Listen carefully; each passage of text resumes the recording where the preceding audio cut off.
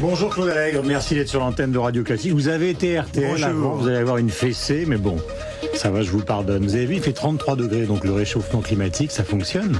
Oui, enfin, vous avez vu l'hiver dernier, et vous risquez de voir cet hiver-là. Vous le niez, ce réchauffement climatique? Je pense qu'on ne sait, il y a un changement climatique, et je ne suis pas sûr que ça soit un réchauffement. Et certains de mes collègues disent, parce qu'il y a beaucoup, je suis pas tout seul, hein, il y a beaucoup de gens qui sont de mon avis. Moi, je pense qu'on peut pas prévoir le temps, mais beaucoup de mes collègues maintenant disent qu'on va au contraire vers un refroidissement pour les 20 prochaines années. On verra bien, mais moi Comment ça, on verra bien? Mais c'est pas une parole, c'est pas une parole de scientifique. On verra bien. Si, parce que c'est Madame Soleil. Non, quand on ne sait pas, il faut dire on ne sait pas. Par exemple, ça veut dire que tous ceux qui parlent du réchauffement climatique aujourd'hui disent, ou en tout cas ne savent rien. Cohn-Bendit, les écologistes. Non, mais attendez, Cohn-Bendit, etc. Parlons. Nicolas Hulot. Nicolas Hulot parlant du réchauffement climatique, c'est comme le cardinal Ottaviani, rapporteur sur la pilule à Vatican II. Bon, je veux dire, c'est pas un spécialiste. Donc non, je crois qu'on pour les Français, il est le spécialiste. Oui, il avait dit d'ailleurs, quand il était question de votre nomination au gouvernement avec Nicolas Sarkozy, que cette nomination, si elle intervenait, ce qui n'a pas été le cas, serait un bras d'honneur aux scientifiques, boum, et un signal tragique, boum, boum. Oui, enfin bon, excusez-moi. Vous n'êtes pas nommé, hein, donc il a de l'influence. Mais c'est pas mon problème. Honnêtement, vous me voyez pas défait et vous me voyez pas affecté par quoi que ce soit. Mais qu'est-ce que ça signifie, une société qui a comme moralisateur et penseur essentiel Nicolas Hulot? Négatif, dangereux pour les Français. Nicolas Hulot, ça représente l'écologie fondamentaliste, c'est-à-dire, il faut que les Français sachent ça, plus de taxes, plus d'interdictions.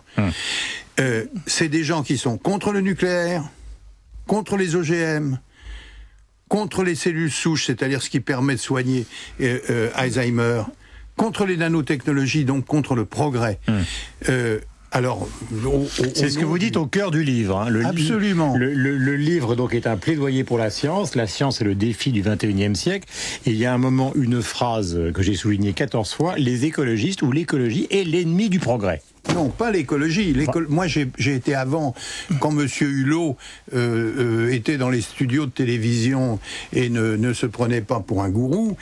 Moi, j'ai écrit un livre qui s'appelle Économiser la planète. Donc, la vraie écologie, je suis à fond pour. Il faut traiter les problèmes de la planète. Mais je considère que l'homme est la priorité. Donc, il faut traiter les problèmes en pensant au développement humain, au bonheur, etc. Mais vous n'avez pas répondu à la question. Pourquoi un pays comme la France, qui est le pays du rationalisme, tout d'un coup, a transformé un personnage de télévision en une sorte de gourou?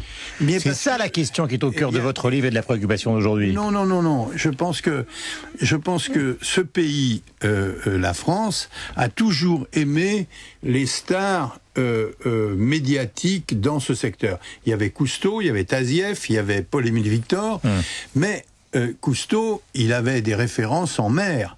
Il avait lancé le scaphandre autonome. Tazieff, même si c'était pas un grand scientifique, il grimpait sur les volcans. Là, on a quelque chose qui est Artus Bertrand, aussi bien que Hulot, c'est des présentateurs de télévision. Des gogos scientifiques. Mais il suffit d'écouter... Des gogos scientifiques, diriez-vous?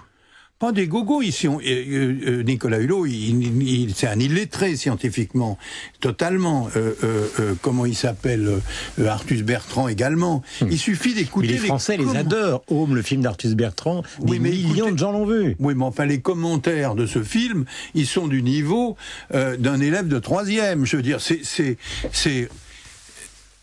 vous me demandez d'expliquer la sociologie de la France. Je suis pas spécialiste de sociologie. Je peux pas vous expliquer. Mais ce serait du domaine de l'envoûtement. C'est une certaine forme d'envoûtement médiatique. Je pense effectivement que c'est un indice de déclin.